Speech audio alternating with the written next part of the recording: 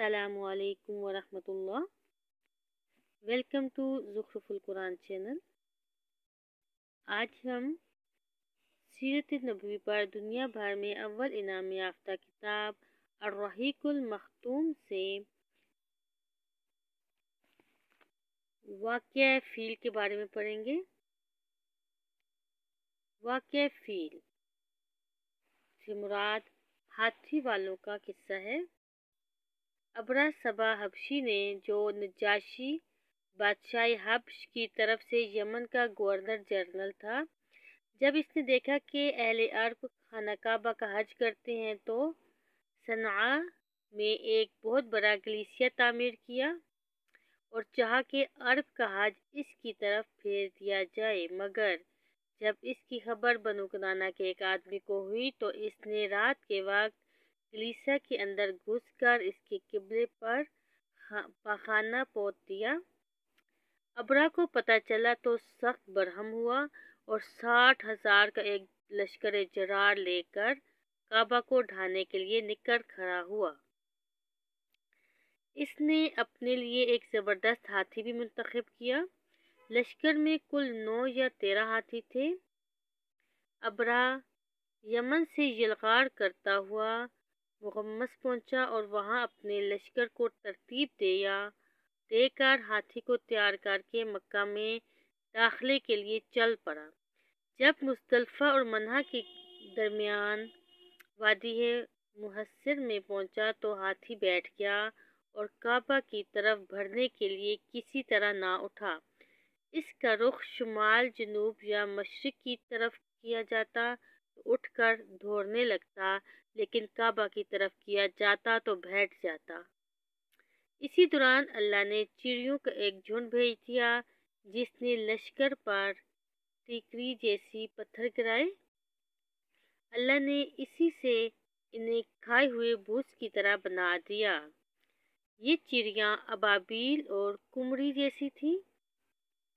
ہر چڑیا کے پاس 3 کنکریاں تھیں، ایک چونچ میں اور 2 پنجوں میں۔ کنکریاں جیسے چنے جتنی تھیں، چنے کے دانے جتنی، مگر جس کسی کو لگ جاتی تھیں اس کے اعضاء کٹنا شروع ہو جاتے تھے اور وہ مر جاتا تھا۔ یہ کنکریاں ہر آدمی کو نہیں لگتی تھیں، لیکن لشکر میں ایسی بھگدڑ مچی کہ ہر شخص دوسرے کو رونتا، کچلتا، گرتا پڑتا بھاگ رہا تھا۔ پھر بھاگنے والے ہر راہ پر گر رہے تھے اور ہر چشمے پر مر رہے تھے۔ ادھر ابرہہ پر اللہ نے ایسی آفت بھیجی کہ اس کی انگلیوں کے پور جھڑ گئے اور صنعاء پہنچتے پہنچتے چوزے جیسا ہو گیا۔ پھر اس کا سینہ پھٹ گیا اور دل باہر نکل آیا اور وہ مر گیا۔ ابرہہ کے اس حملے کے موقع پر مکہ کے باشندے جان کے خوف سے گھاٹیوں میں چھپ گئے تھے اور پہاڑ کی چوٹی پر جا چھپے تھے۔ جب لشکر پر عذاب نازل ہو گیا تو اطمینان سے اپنے گھروں کو پلٹ آئے۔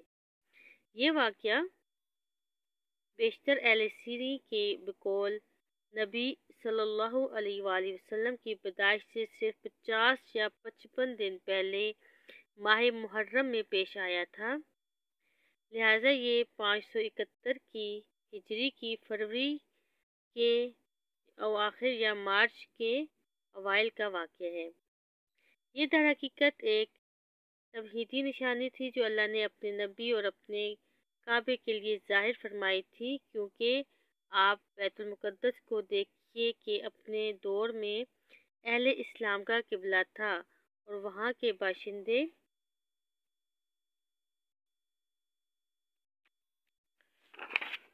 مسلمان تھے۔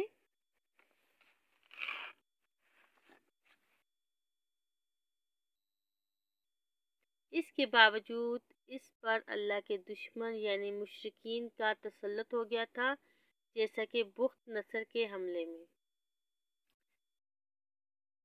لیکن اس کے برخلاف کعبہ پر عیسائیوں کو تسلط حاصل نہ ہو سکا، حالانکہ اس وقت یہی مسلمان تھے اور کعبہ کے باشندے مشرک تھے۔ پھر یہ واقعہ ایسے حالات میں پیش آیا کہ اس کی خبر اس وقت کی متحمد دنیا کے بیشتر علاقوں یعنی روم اور فارس میں آنن فانن پہنچ گئی۔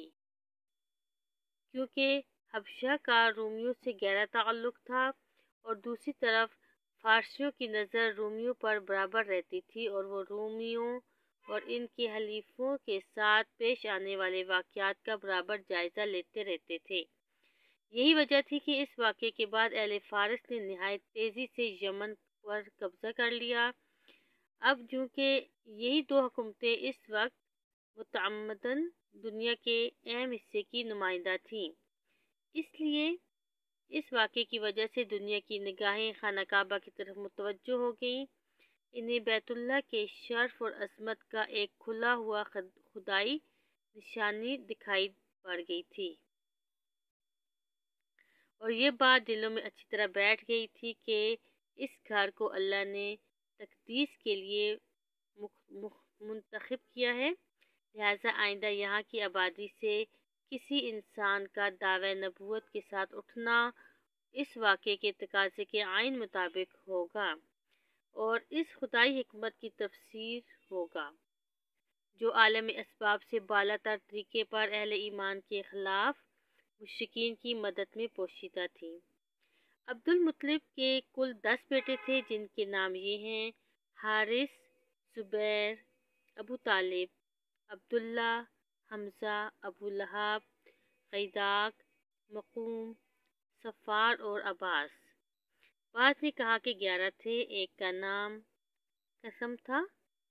بعض اور لوگوں نے کہا کہ 13 تھے، ایک کا نام عبدالقبہ اور ایک کا نام حجل تھا، لیکن 10 کے قائلین کہتے ہیں کہ مقول ہی کا نام دوسرا نام جو تھا وہ عبدالقبہ اور قیداق کا دوسرا نام حجل تھا، اور قسم نام کا کوئی شخص عبد المطلب کی اولاد میں نہ تھا۔ عبد المطلب کی بیٹیاں 6 تھیں، ان کے نام عبد الحکیم، ام الحکیم، ان کا نام بعیزہ تھا، برہا، عاتقہ، صفیہ، عروہ اور امیمہ۔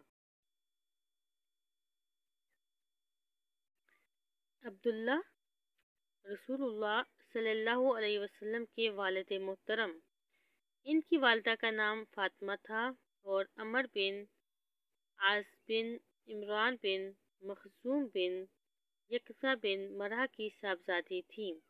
عبد المطلب کی اولاد میں عبداللہ سب سے زیادہ خوبصورت، پاک دامن اور چہیتے تھے اور ذبیح کہلاتے تھے۔ ذبیح کہلانے کی وجہ یہ تھی کہ جب عبد المطلب کے لڑکوں کی تعداد 10 ہو گئی اور وہ بچاؤ کرنے کے لائق ہو گئے تو عبد المطلب نے انہیں اپنی نظر سے آگاہ کیا، یعنی کہ انہوں نے ایک منت مانگی تھی۔ سب نے بات مان لی۔ اس کے بعد عبد المطلب نے قسمت کے تیروں پر ان سب کے نام لکھے اور حبل کے کیم کے حوالے کیے۔ کیم نے تیروں کو گردش دے کر قرآ نکالا تو عبداللہ کا نام نکلا۔ عبد المطلب نے عبداللہ کا ہاتھ پکڑا، چھری لی اور ذبح کرنے کے لیے خانہ کعبہ کے پاس لے گئے، لیکن قریش اور خصوصاً عبداللہ کے ننہال والے یعنی بنو مخزوم اور عبداللہ کے بھائی ابو طالب آڑے آ گئے۔ عبد المطلب نے کہا، تب میں اپنی نظر کا کیا کروں؟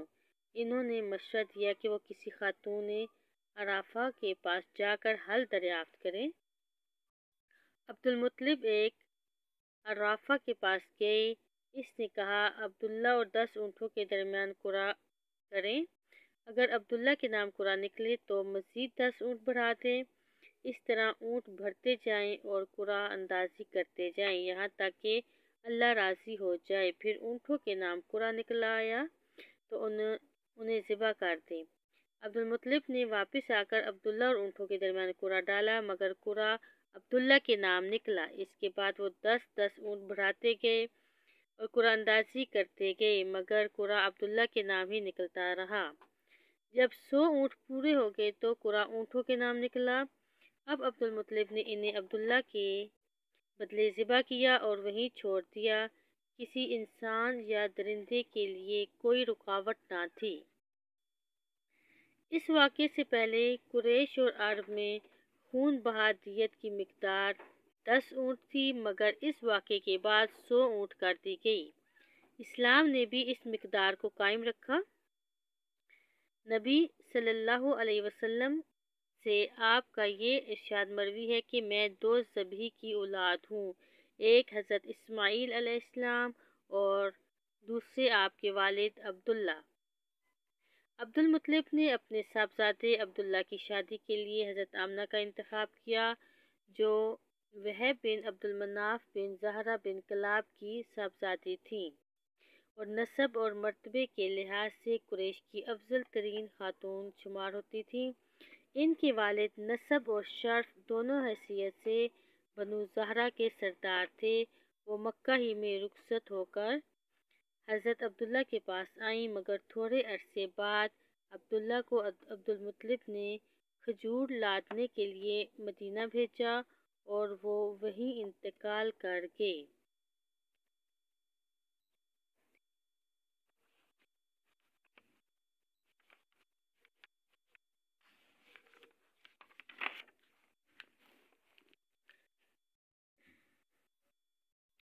بعض اہل سیر لکھتے ہیں کہ وہ تجارت کے لیے ملک شام تشریف لے گئے تھے۔ قریش کے ایک قافلے کے ہمراہ واپس آتے ہوئے بیمار ہو گئے اور مدینہ اترے، وہیں انتقال کر گئے۔ تدفین نابغہ جاری کے مکان میں ہوئی۔ اس وقت ان کی عمر 25 برس کی تھی۔ اکثر مؤرخین کے بقول ابھی رسول اللہ صلی اللہ علیہ وسلم پیدا نہیں ہوئے تھے، البتہ بعض اہل سیر لکھتے ہیں کہ آپ کی پیدائش ان کی وفات سے 2 ماہ پہلے ہو چکی تھی۔ جب ان کی وفات کی خبر مکہ پہنچی تو حضرت آمنہ نے نہایت درد انگیز مرثیہ کہا، جس کا مطلب یہ ہے بطحہ کی آغوش ہاشم کے صاحبزادے سے خالی ہو گئی۔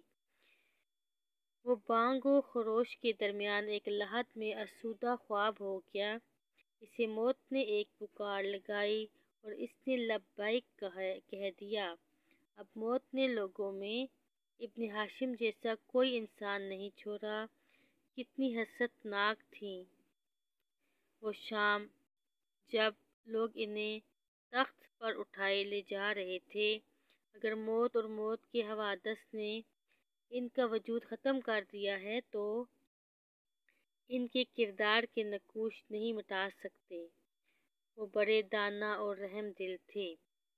عبداللہ کا ترکہ یہ تھا: 5 اونٹ، بکریوں کا ایک ریوڑ، ایک حبشی لونڈی جس کا نام برکت تھا اور کنیت ایمن تھی۔ یہی ایمن ہے جنہیں نے رسول اللہ صلی اللہ علیہ وسلم کو گود کھلایا تھا۔